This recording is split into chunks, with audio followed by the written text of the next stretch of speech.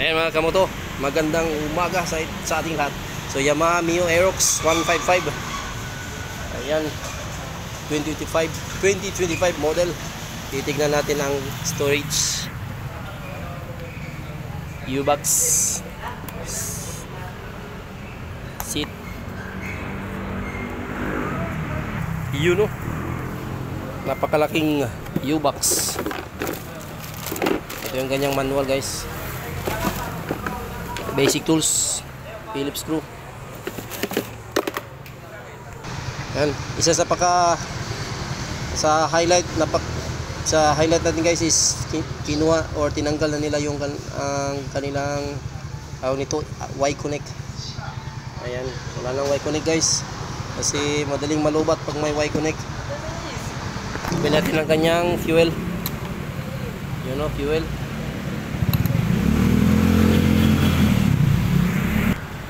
Titignan natin ang kanyang port charger. Ayan, may port charger. Ayan, guys, port charger. Ignition on. Napakagandang panel. So let's start, guys. Pito, horn, switch, left signal, right signal, high and low. Titignan natin ang focus, ang headlight. Yan, napakaangas. Iikutan natin.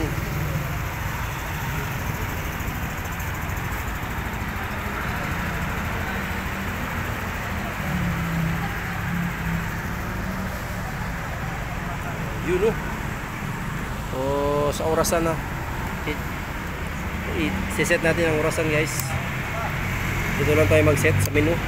Ayan. Ayan, guys, oh. Punta tayo sa total.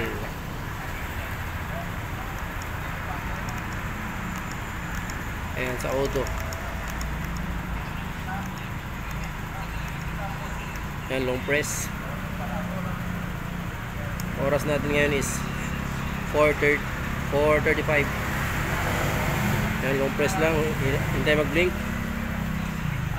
Then 1, 2, 3, 4. So long press again. Then press menu. 34, 35.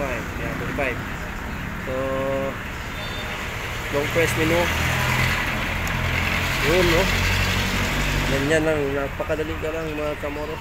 So sa mga gusto magabil, guys, ng cash or installment, dito lang kayo sa Motor Trade Canilar sa Buanga City. Sa mga taga sa Buanga, shout out. Sa mga gusto, dahil lang kayo dito. Ang requirements is 1 valid ID and 2x2 picture and latest facelift. So 2 to 3 days ang approval namin, guys. So yun lang, sanay nakatulong. Ride safe, all right. Bye-bye.